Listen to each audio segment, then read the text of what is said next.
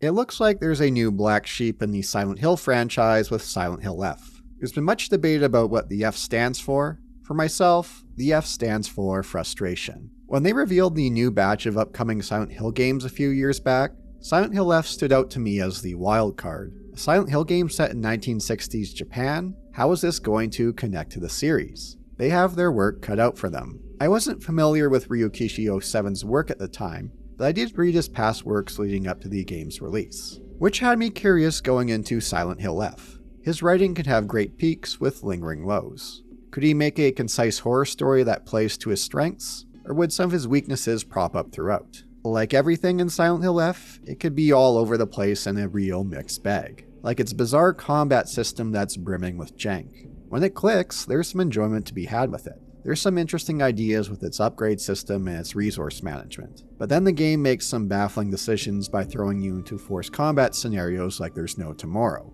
There's some bizarre puzzles here that evoke the Silent Hill of old. Ones that threw me for a loop, playing on the highest difficulty. And then you have the story itself. One that feels less like Konami hired Ryukishi 07 to build a Silent Hill story from the ground up. Instead, it feels like he pitched a story and Konami decided to connect it to the world of Silent Hill. If they called the game, say, Kitsune When They Cry, but its own IP, I'm sure it would have gone on to build a devoted audience. But that's not what happened. This is a Silent Hill game, despite how you may feel about its connection to the series. And with that comes the issues with how Silent Hill F deviates from the series on several fronts. I can commend them for taking several risks across the board. It is the most interesting game in the series since Shattered Memories, or even as far back as Silent Hill 4. At least full titles, PT being but a playable teaser. That said, it's not like Silent Hill had many major home runs for some time now. Yes, that also includes the milquetoast Silent Hill 2 remake that I'm curious how people feel about now after the hype. Have their opinions changed about it? I am curious though how people will feel about Silent Hill F as the passage of time progresses. I don't foresee it being like a Downpour or Homecoming, which are like farts in the wind. It's a polarizing game, that's for sure. I can see where both sides are coming from when it comes to praises along with criticisms, which is why calling it a black sheep feels quite fitting for it, but in a different way than how Silent Hill 4 has been the black sheep of the series for so long. Going into Silent Hill F, I had a few questions in the back of my mind throughout. How is this game going to tie to Silent Hill as a whole? Is it going to feel like a Silent Hill game? Is it going to be a case of it being a good game, but not a good Silent Hill game, but have been better off as its own IP? Will the game adhere to Ryukishi 07's writing strengths? How is combat going to handle? Those previews look janky to say the least. What are the puzzles going to look like? Well, strap in. All that and more, we will be digging into.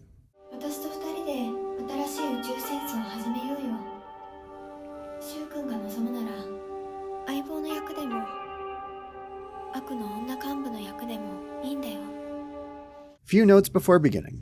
I kept footage to earlier game stretches up until now. This will be full spoilers throughout, so here's your warning.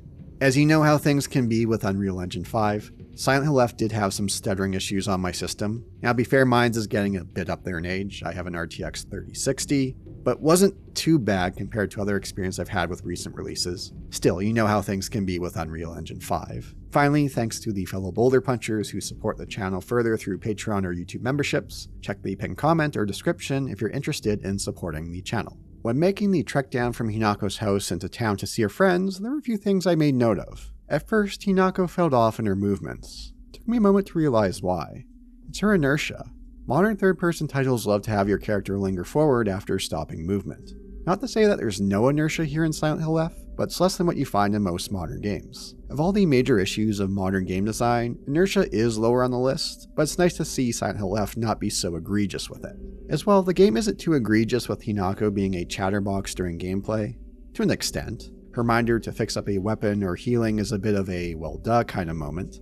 Then again, most modern game design has developers making games that the lowest common denominator won't get frustrated by, or at least in frustrations and where to go next. Silent Hill F has plenty of frustrations as mentioned, but little on the exploration front. I did like how examining certain things in the environment would have Hinako's thoughts as opposed to talking them out loud each time.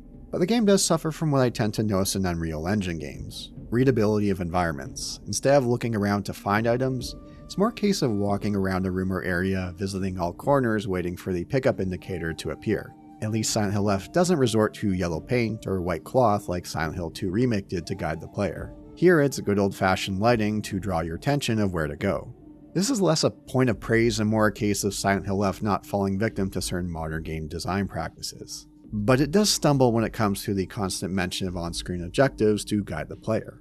One early game moment had me questioning what I was getting myself into with the first chase scene. Cutscene here would have sufficed. You don't need to remind me of the lesser stretches of Silent Hill Shattered Memories, or even worse, the fact Silent Hill Downpour exists. Making things worse is having escape from the fog monster pop up on screen. Thanks game, I wouldn't have figured it out otherwise. Silent Hill F does have a few more chase scenes, which is again ill-advised, but it doesn't go overboard. Instead, it does go overboard with its combat. Like many coming into Silent Hill F, I found the preview footage of the game's combat baffling. What's with the heavy emphasis on combat? Why is it taking many cues from the Souls games? Konami and Neobards did push back saying the comparison was disingenuous. Stamina bar plus dodging doesn't exactly make it a Souls-like game. Of course, as we all know, before Demon's Souls, games never had dodging and stamina bars. Never before that in the history of gaming. Ever. But I can understand the comparisons, it's an easy one to make, especially the more I also played Silent Hill F. So how did I find the combat? Very much a mixed bag, like all elements of Silent Hill F. It's awkward and janky, but in a different way than what you find in survival horror titles. Sometimes I would gel with it. I enjoyed the upgrade system that gave the player a decent amount of flexibility. I at times enjoyed the amount of decision-making combat can throw your way. I did find the combat system gelled well with the boss fights. Learning the ins and outs of their patterns and coming out on top, they did a decent job with them, but there's plenty of questionable decisions to go along with the combat. A far greater emphasis on it, something that goes against survival horror. What should be dread turns more into eye rolls and growing frustration. Sure, you can run past enemies, but not all the time, especially the later stretches of Silent Hill F where combat gauntlets become mandatory. The game comes to a grinding halt.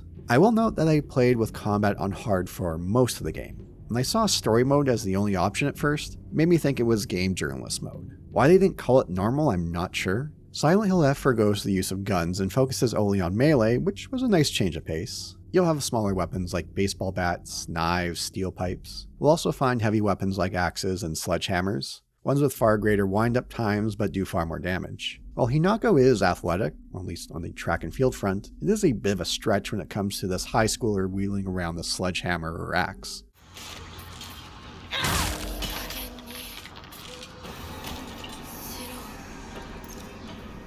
Of course, there are other combat choices that are far more egregious, but we'll get to that in a bit. Silent Hill F makes use of everyone's favorite game mechanic, weapon durability. Keep an eye for toolkits to patch them up or find a new weapon lying around. Now, weapon durability isn't new to the series, stretching as far back as Silent Hill 4, but it's very much a mechanic that's best left unimplemented. When you ask me to name a game that benefited from weapon durability, the only real one that pops to mind is Dead Rising. That said, I didn't find it to be too annoying here. One reason is how you could take advantage of high and low weapon durability with the game's Omamori system, but hold that thought for now. You have a light and a heavy attack option. Feel free to swing away at enemies, but there are better options, that being the counters and focus attacks. Of course, if you're in a pinch, you have a dodge as well. All this requires you to keep an eye on your health, your stamina, and your sanity bar. When I saw the sanity bar tutorial pop up, there was a great level of intrigue. When I think sanity bar, I think of Eternal Darkness messing with the player.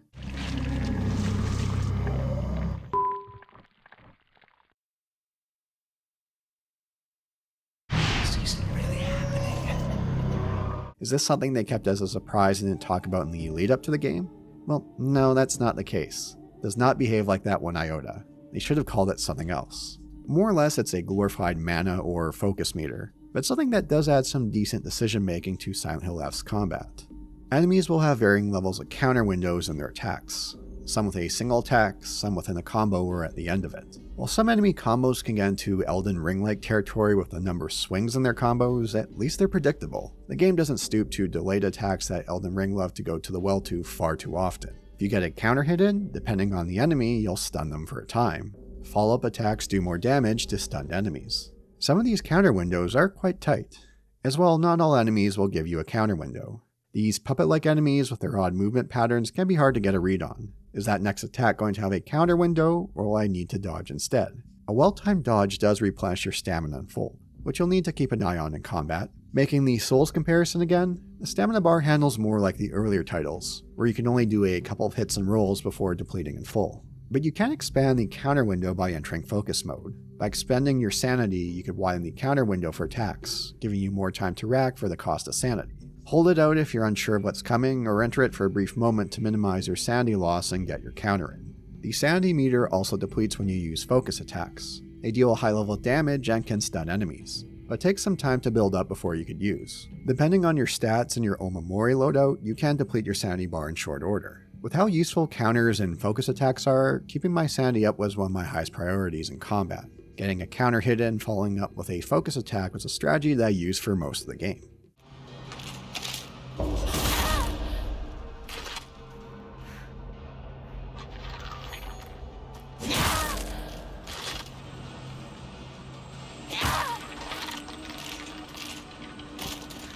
There's quite a difference I found in playing the game as opposed to watching preview footage or looking back at my combat footage, especially with the hit stop or the lag when you hit an enemy. This looked jank as hell while watching, but playing, it didn't bug me that much. I did dig the sound of a successful counter, even better when I can hit a few enemies together with one hit. As far as the enemy variety and designs go, they did a reasonable job with them in Silent Hill F. Not quite hitting the bar of the Team Silent era titles, but that's a bar beyond measure. Much better showing than the Western Silent Hill era output. Again, I'll make note of the puppet and scarecrow-like enemies and their janky movements always being a bit tough to get a read on. Never quite sure if the next hit would have a counter opening or not. Another highlight was this multi-headed doll enemy. The laughter of theirs while hopscotching around was quite unnerving.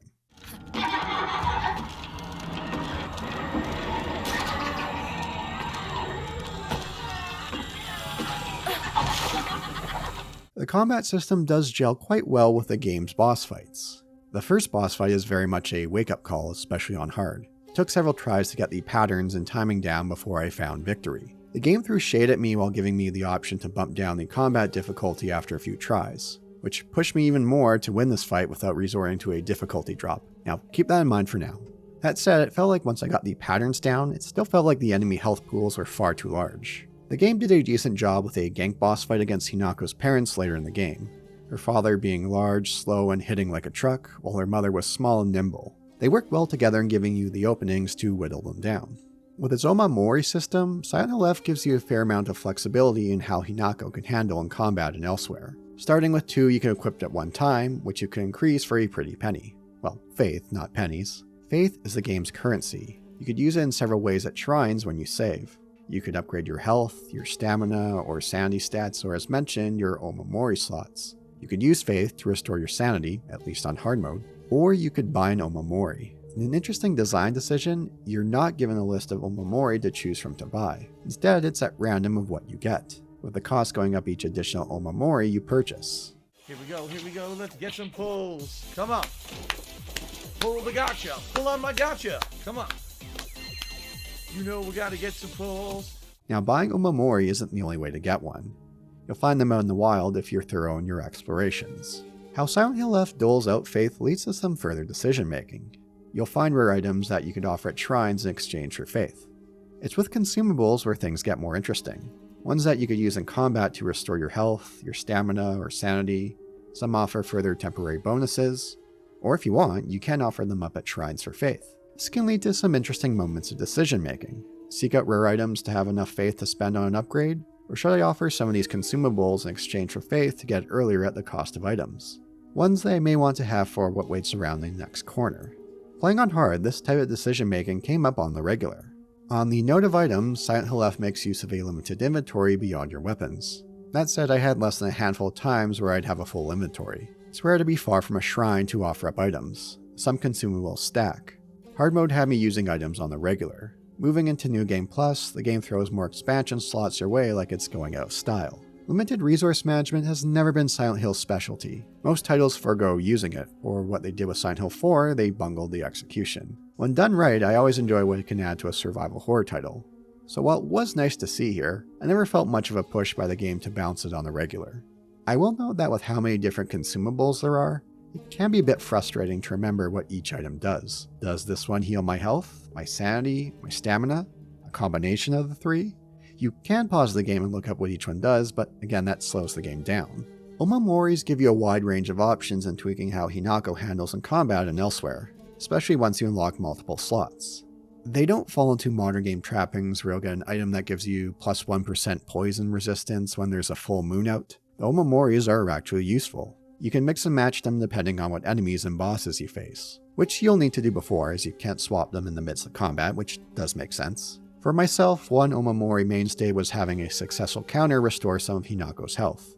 I also like the Omomoris tied to durability to increase damage output. One increased Hinako's damage output when the weapon's durability was high. To offset this, I found an Omomori that reduced durability reduction from light attacks. Once you get into New Game Plus and beyond, the world is your oyster with how you can mix and match the Omomoris to adjust your playstyle.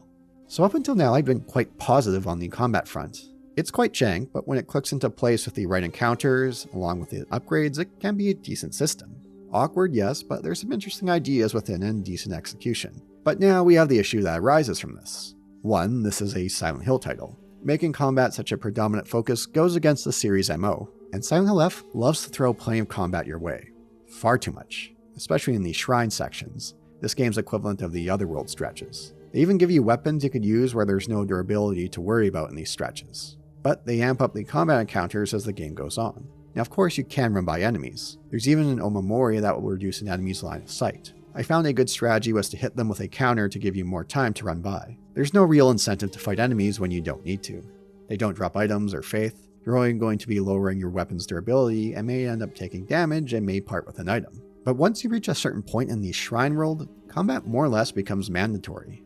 Deal with this gauntlet of enemies or take out the pregnant monster that bursts enemies that will take damage like a tank before you can move on. I started to dread these shrine world stretches due to forced combat, but then things got worse. Forced combat sections start to bleed into the village sections in the game's end stretch. It's one of the most baffling design decisions I've come across in some time, bar none. It's Silent Hill F's largest issue. I have no idea how anyone thought this would be a good idea to include. Now boss fights, no issues there, but it's ridiculous how much the game forces you to partake in combat during its end stretch. It's an utter momentum killer. It's even more puzzling with how important New Game Plus is to understanding the entire story of the game. If you made it all the way through to get the true ending, putting up with this, I'm not sure if I should commend your tenacity or question your sanity. Now remember earlier when I said I refused to budge when boss fights gave me the option of reducing difficulty after a few deaths? During these later gauntlet stretches, I died over and over on purpose and changed the difficulty to story mode. I welcomed it with open arms. When New Game Plus offered Lost in the Fog as new combat difficulty, I laughed and once again set combat to story mode. On that note of difficulty, it felt like there should have been another difficulty between story mode and hard. Felt like quite the jump. I don't believe I died ever again after switching to story mode difficulty on my first run. Of course, we have to talk about the Fox Arm edition, something Hinako gains later on these Shrine World stretches. To say this took me out of the game for a time is the understatement of the century. I was playing a Silent Hill game, not some shonen anime. This is one of those ideas during brainstorming sessions they should have chuckled at and threw that sticky in the trash, never to speak of again. It's not like combat changes that much. You could build up a meter to enter this beast mode, which even shatters my immersion even further.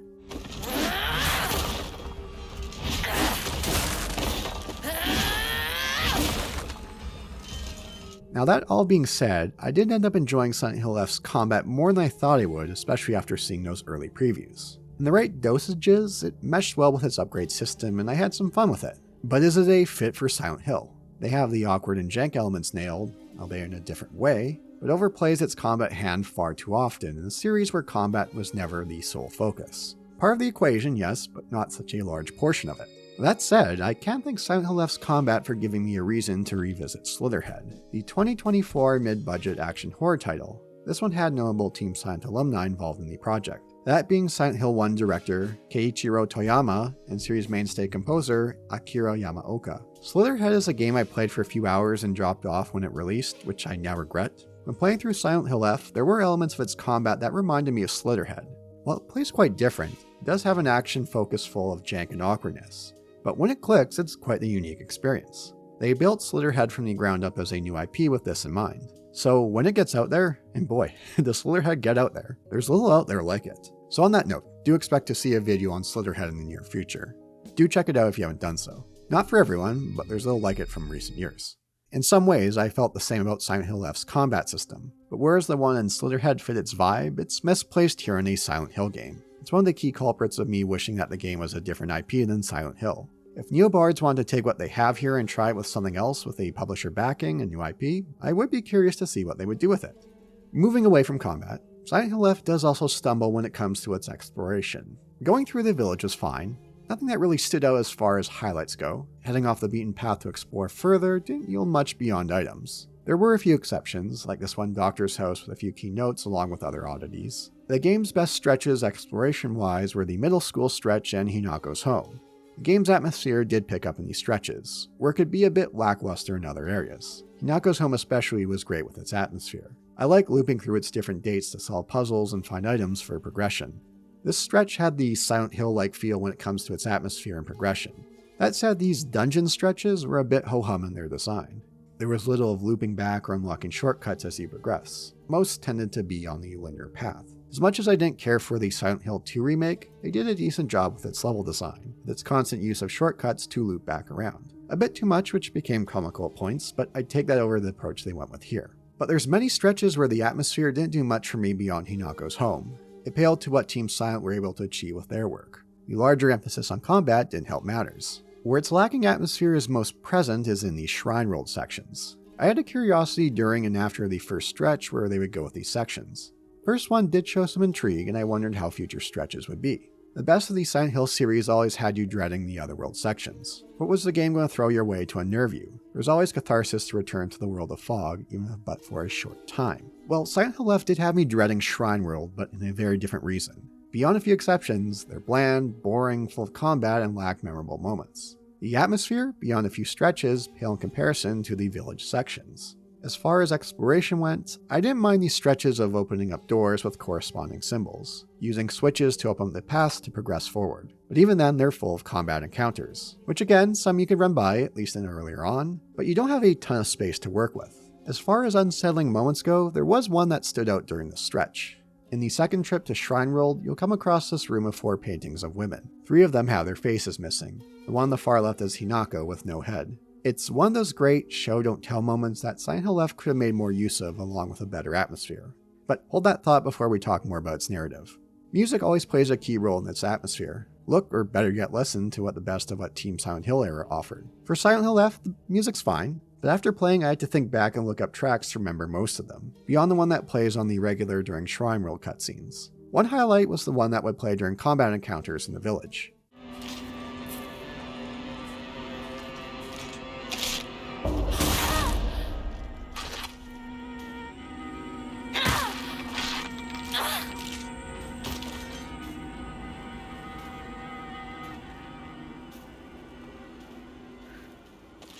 Like its combat, I played Silent Hill F on its hardest puzzle difficulty.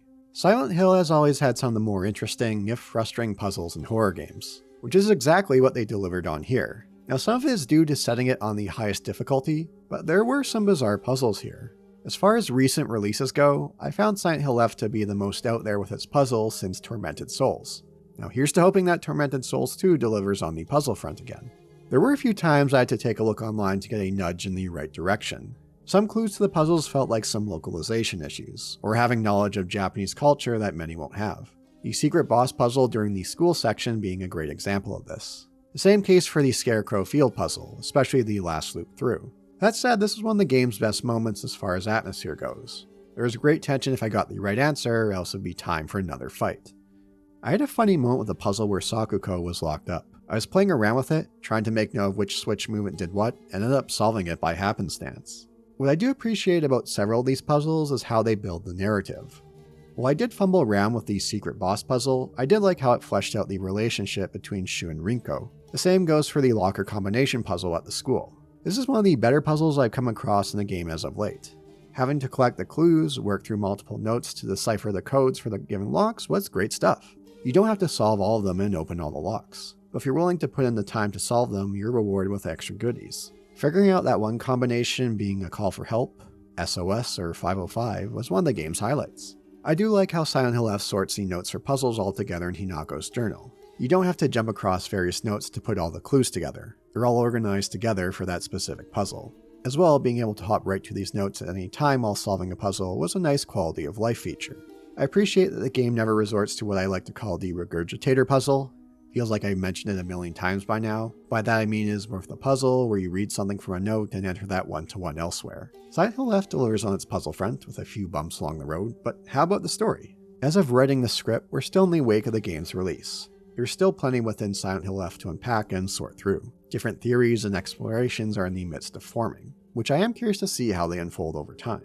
Now, curious was how I felt about the story going in once I became familiar with Ryukishi's work. Leading up to the game's release, I did read the manga adaptations of Higurashi and Umineko When They Cry, not the visual novels. From what I understand, not quite the same. There are some changes, but some of the pacing is better as a result, because he does have some major pacing issues in those works. To an extent, I could see why there was great excitement from his fans about him writing a Silent Hill game, but I also had several concerns going in. He could build a world with intriguing characters and relationships. He could build great levels of tension and dread, especially in Higurashi, but things get bogged down with too much filler and repetition due to his use of loops. He can over-explain things and delve too much into tell-don't-show territory, which, understandable coming from the world of visual novels. The earlier stretch of Higurashi was far more interesting to me in watching things go to hell as opposed to pulling back the curtain that it does later. When his work is on point, it's great and I could see why they hired him for Silent Hill. But when it drags, boy does his work drag. In a way, several of these concerns are similar, if not the same, I would have had if Hideo Kojima had the chance to make Silent Hills. So, if someone could wrangle in Ryukishi and let him play to his strengths and minimize his weaknesses, there could be something special here. If he could trim the fat and build something for a survival horror experience, one with a far shorter runtime than his visual novels, I'm on board to see what he could do. And while I did enjoy elements of the story, I did feel Ryukishi leaned too much into his weaker elements of writing and not playing to his strengths. It's pretty funny looking back in my notes trying to piece together what was going on in the earlier game stretches, especially with Sakuko, when she calls Hinako a traitor in that early game scene between them, the fact that her family has been taking care of a local shrine for generations, that she herself takes great pride in serving the shrine with her dad's head priest. If you're familiar with Higurashi, I'm sure we're all thinking about Rika from that story. Is Sakuko going through loops, hence the odd mention of calling us a traitor? じゃあね。裏切り者。 Well, that turns out to be a red herring with her dying in the fog world not long into the game's runtime. Bit of a rug pull to an extent. We'll learn more about her in the Shrine world along with the notes we could collect about her in Hinako's journal, and especially more in New Game Plus. Then you have these stretches in the village where Shu and Rinko would disappear on the regular. I could see why for gameplay purposes, so they don't have to program AI to deal with combat. It also made me think, is Hinako dead or a ghost here with how they're acting? That left my mind in short order. That's a bit too obvious to go in that direction. That or Shu is like Batman. It could be quite comical how the camera would pan back to have Rinko and Shu out of sight. サクコの家の神社だよな。あんまり思い詰めるな。急いでリンコを探そう。そうだな。行こう。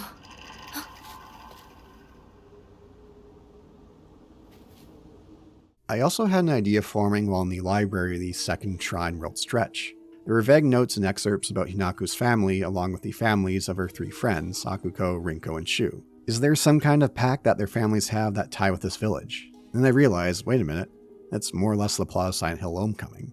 We definitely don't need to go in that direction again. It was the relationships amongst the four friends that I was most interested in. As mentioned, I found Ryukishi's character relationships to be among his strongest elements of his writing, so it's a bit of a bummer that these elements are on the back burner within Silent Hill F. One of the game's highlights was at Rinko's house. Rinko has strong feelings for Shu, and I'm sure about the relationship between Shu and Hinako. That stare she gives Hinako as they descend the stairs, the doll that likes to appear throughout warning us about Rinko, that was very much a oh shit kind of moment where I had great intrigue to see where they would go with it.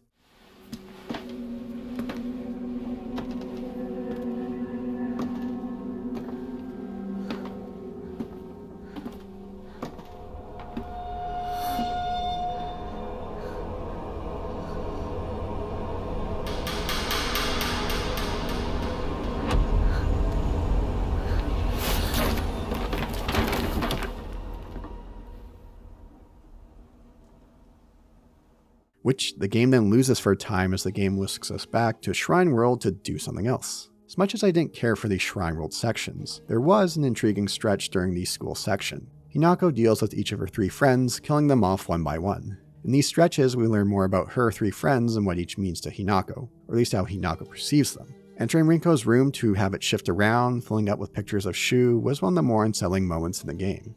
The notes we could find that start in a normal manner, only to end with vile hatred, were great. So when Hinako more or less sends Rinko to hell, that really necessary? Still, it was very intriguing. 彼の気持ち考えたことある？あんたは裏切った。もてあそんで裏切った。謝れ。その格好で今すぐ土下座して謝れ。聞こえてるんでしょ。なんとか言いなさいよ。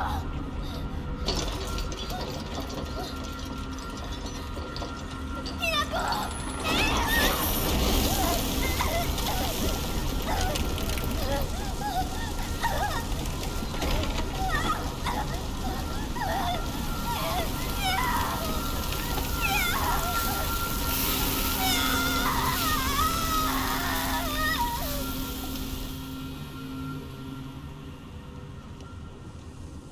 This is followed up by killing off Sakuko, and damn, this was heartbreaking to do. Learning more about Sakuko, the voices that she hears, which turns out to have quite a level of significance, her fears of the dark, her struggle to connect with others, leaving her in the dark to presumably starve to her death, ice cold, man. ひなこ、助けて、行かないで、一人にしないで、待って、行かないで、ずっと一緒って約束したじゃん、裏切り者。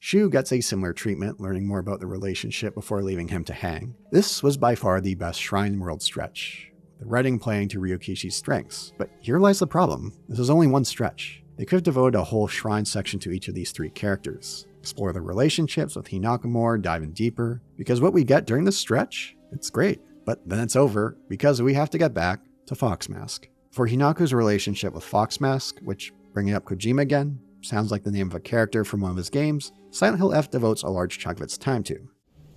君は思った以上に繊細で敏感なようだ。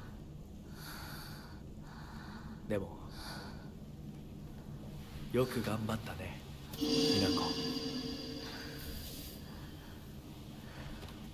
Trying to figure out who he is and what he means to Hinako, something that takes New Game Plus and beyond to get to the bottom to, where Hinako deals with the struggles of freedom versus what her family expects of her. As we find out later with Foxmask, the more we dive in, he's in a similar boat. All this I found to be far less intriguing than what happens to Hinako's friends, which beyond some notes, a boss fight, and new scenes in New Game Plus, exit stage left for the remainder of the game. The best elements of this game fade to the background for something far less interesting. Not to say all stretches with Foxmask were bad. The ritual had some decent moments, though they didn't need to chop her arm off. If they wanted to signify giving your hand in marriage, a hand alone would suffice. Plus, you wouldn't have the immersion-shattering shonen-like element of the fox arm for combat. Junko, Hinako's older sister, was very much a wildcard character. It always felt like a big deal when she showed up. These moments had a more dreamlike element to their conversations, which the game can lack in many areas. お友達は永遠じゃないのよ。彼らだっていつか必ずあなたを裏切る。あなたが裏切り者と呼ばれたように。お姉ちゃん。天秤にかける価値があるかどうか。しっかりと判断しなさい。お姉ちゃん。久しぶりね、ひなこ。やっぱりなんだか不思議な感じ。お姉ちゃんがお姉ちゃんじゃないみたい。お互い様よ。私の中でのひなこはまだ小学校前。そんな格好をしているとひなこがひなこじゃないみたいだわ。お姉ちゃん、私。あなたが生かされたということはここに至ってもまだ迷いがあるということなのね。迷い？今日までに何度も言ったかもしれないけれど、もう一度だけ言うわね。生はあなたが選びなさい。誰の意見も聞かなくていい。自分の意志だけで選びなさい。だけれども、これだけは覚えておいて。あなたがそれに悩める時間はもう尽きかけている。いえ、普通の人間ならばとっくに尽きている。お姉ちゃん。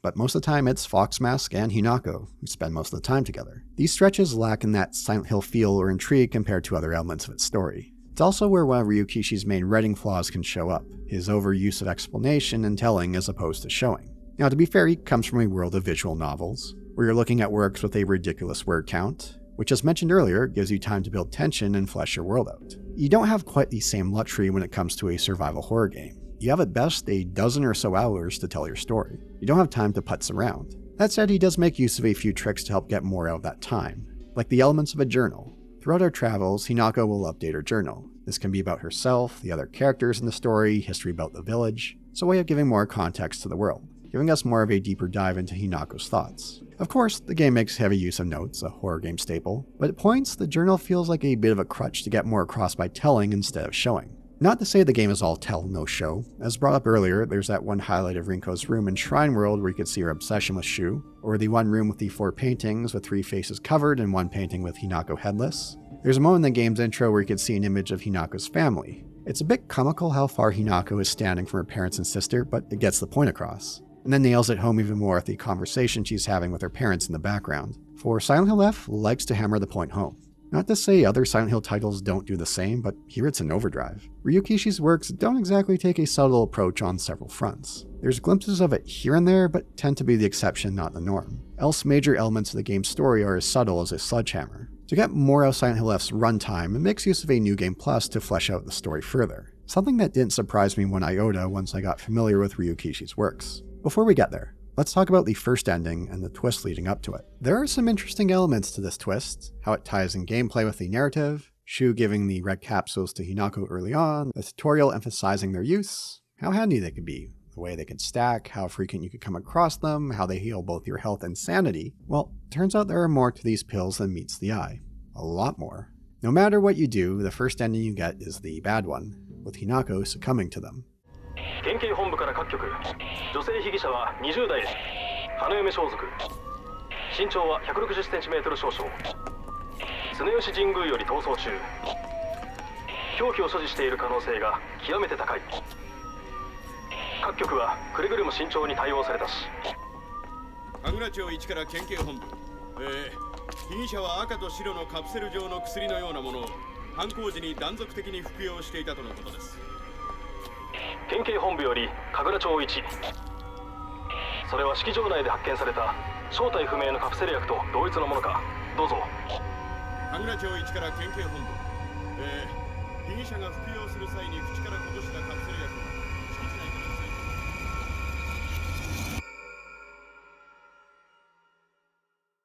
ら。I did find it on the gameplay level somewhat clever. It was funny for the first stretch of New Game Plus where I'd pick them up by habit, only to realize what I'd done and discard them. You cannot take them at all if you want to get a different ending, which the game lets you know what you need to do so you don't repeat the same ending again, which I do appreciate. But as a twist on a narrative level, I didn't really think that highly of it.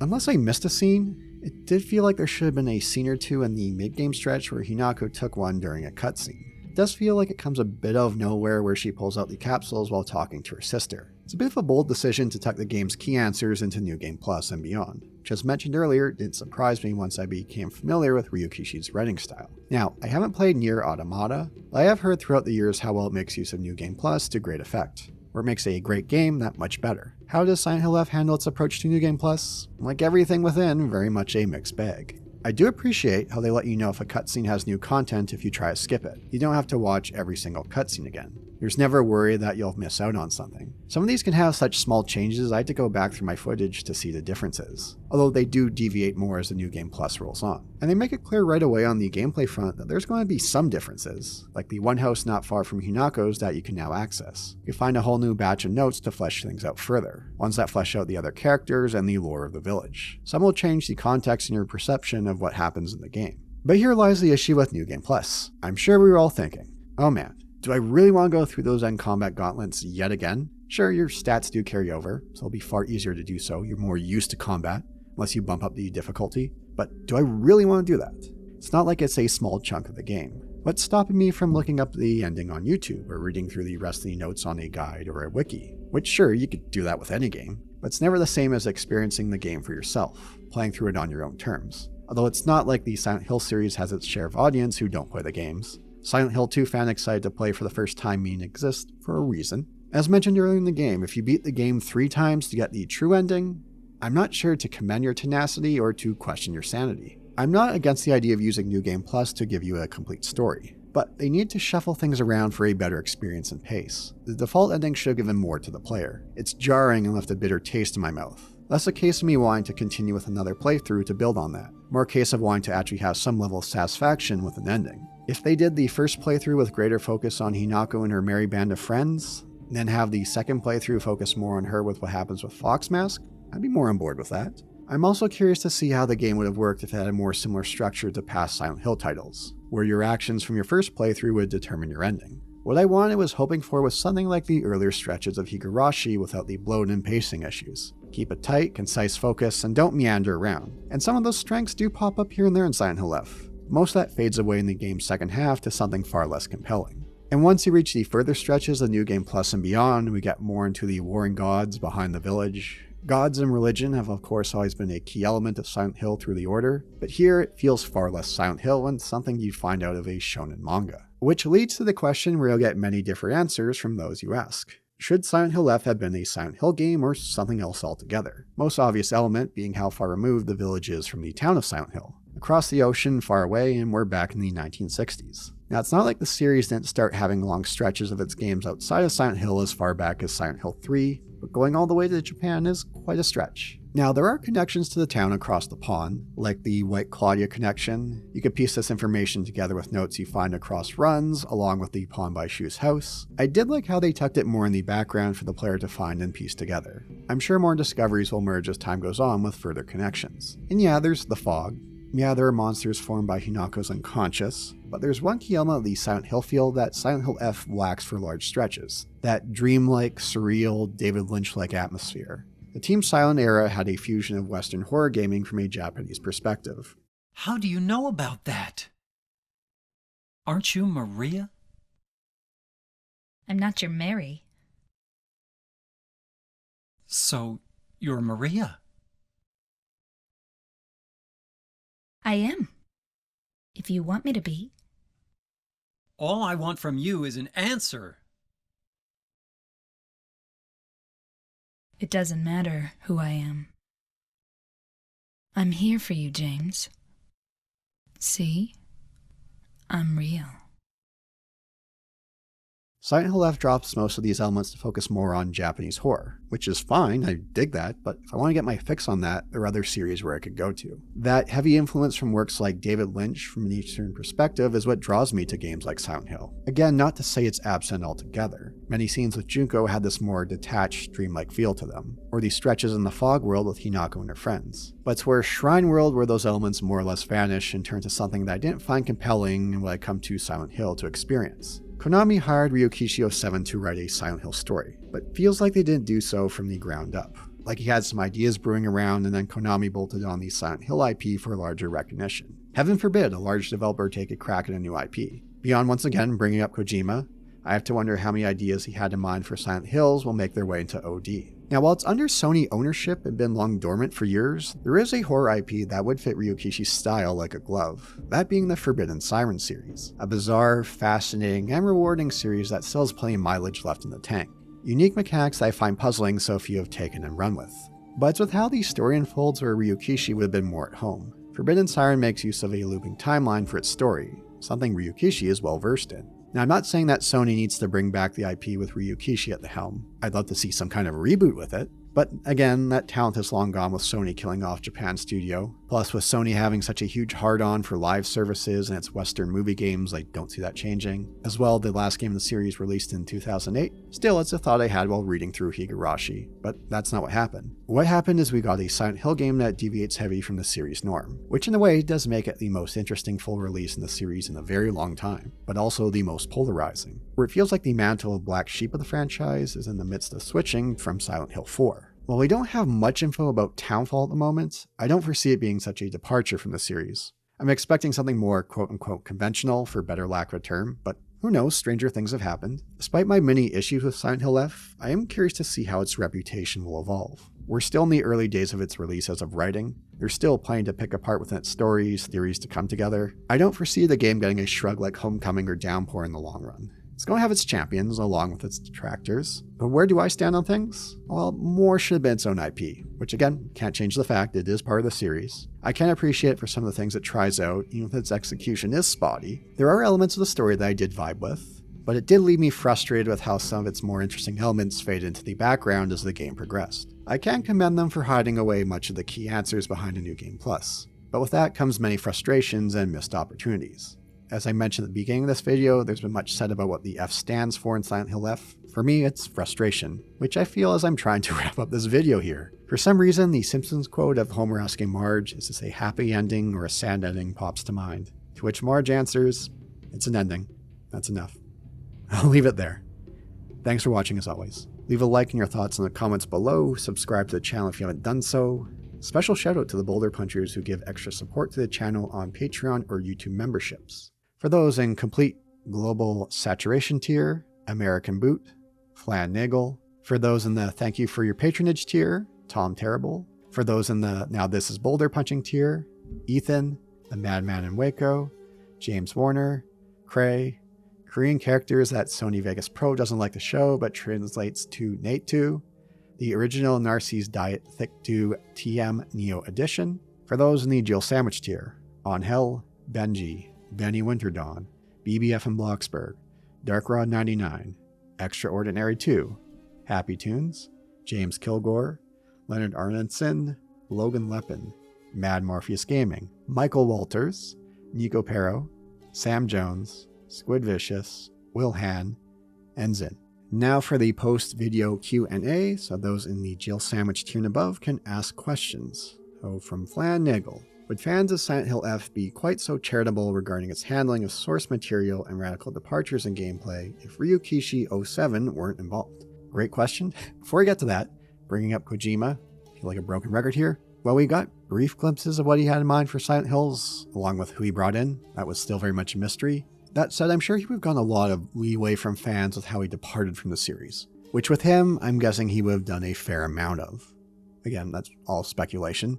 But back to Ryu Kishi. Him being involved does buy some leeway in fans being charitable with its departure from the series. Yes, I do agree with that, absolutely. Like if it was some unknown writer for the game, there'd be a lot less leeway. Getting familiar with his work beforehand did give me a bit more charitable myself to what to expect from the game. That said, I don't think his work is quote-unquote peak fiction, which is something I see thrown around when it comes to his work.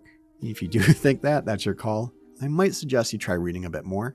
But it's also why I felt they could have gone with a new IP and played up the fact that he was writing it. To what extent they would have gotten mileage out of it, I'm not sure how sales would have been different, but his involvement in the project does go some distance in giving more grace to the game's changes. And I think I may have done so a bit myself, although I came in with a bit more concerns than praise that some fans of his had.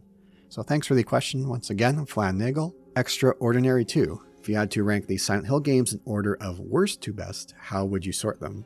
Also, where do you think Silent Hill can go from here? Great question.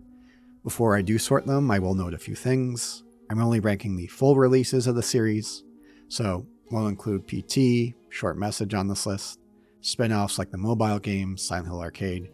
I also won't include Book of Memories as I haven't played it. I don't have a Vita lying around and it's still unplayable at the moment on an emulator, which is kind of interesting. But Vita emulation doesn't seem much of a priority. Would be curious to try it one day. Well, I'm not expecting much of it. Which leaves us with 1 through 4, Origins, Homecoming, Shattered Memories, Downpour, Silent Hill 2 Remake, and Silent Hill F. Worst to best. Now, I had a hard time deciding whether Downpour or Homecoming was worse. I settled on Downpour being the worst, followed by Homecoming, then Silent Hill 2 Remake. I mean, why bother with it when the original is superior in all ways? Then Origins. Between Shattered Memories and F, oh boy, this one's tough. Both have their pros and cons. This one's very much a toss-up. I will say Shattered Memories, then F, but that's a very close one. I might need a bit more time separated for that. Then it goes 4, 3, 1, and the OG Silent Hill 2. Also, where do you think Silent Hill games can go from here? Beyond remakes, of course. Really wish they would stop with it, but that's where they're going. I mean, they could look at time periods between games like 2 and 3 with a story in there. But it's also the thing with Silent Hill due to its nature. It's not quite like Resident Evil where you could take it in many different directions and locations. There's a video the Gaming Brit Show did about why it's difficult to make a Silent Hill sequel that I recommend checking out. There's a lot about into the subject. It's why I've been less keen on its return of the series than others. And it's also why I felt F would be better served as its own IP. But, you know, heaven forbid Konami take a risk with a new IP. If they want to go in between periods of going back to the town, I still think is the best course of action, or in that area. I'm not a big fan of the idea of like what was it? Silent Hill Short Message had the Silent Hill phenomena. I'm not a big fan of that. Go back. I did enjoy elements of F, but again, should its own IP. That's my feelings with the franchise going forward. I guess expect more remakes because what else would there be? Thank you for the question, Extraordinary 2. James Kilgore, do you think it quote-unquote feels like a Silent Hill game in terms of tone and style? Well, that's kind of the basis of this entire video. Some parts yes, some parts no. That was one of my main frustrations of Silent Hill F, was how much it seemed to get away from some of the tone and style. Some places it was there, and I can appreciate the changes, but again, a lot of it was very much a mixed bag. So it does to an extent, but again, still think it should have been its own IP. Logan Lepin, do you think there is a way to make a good Silent Hill movie? Or is the game a little too obscure to be made into an actual movie? I think I need to stop trying with film adaptations of Silent Hill, or better yet, same goes for movie and TV adaptations about game IPs in general. More or less, they all miss the mark. Although I do have a soft spot for the Mortal Kombat movies from the 90s. And it seems like Nintendo is in this day and age, is very, very much involved with how they handle their IP. But back to Silent Hill, you need the right combination of writing and directing to get that Silent Hill feel right. Which makes me think about a weird thought of, rest in peace, David Lynch. What if he did direct a Silent Hill movie? What would that be like? Or he wrote one, or both, or he had a Japanese writer with David Lynch directing. That's a very bizarre thought. But again, I agree the games are too obscure to do well. I remember seeing that one still image for the upcoming movie. Now, still images aren't always the best judge, but it really looked like a cheap porn parody of Silent Hill. That was my very first thought. So, I mean, here's hoping the movie turns out okay. But if you have expectations above rock bottom in this day and age, especially with gaming adaptations of IPs, do consider lowering them.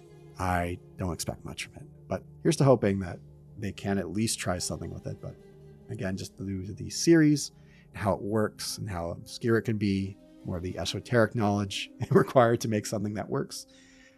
Don't trust movies to do it. So again, everyone, thank you for the questions. And again, if you're interested in supporting the channel further through Patreon or YouTube memberships, check the pinned comment or description. And the last couple of videos here, I've been in Silent Hill Land. That's going to be changing going forward. For the next one, barring any changes, we're going to be returning to point and click land. One of the more bizarre, noteworthy titles with quite the reputation history behind it. I'll see you then. Take care, everyone.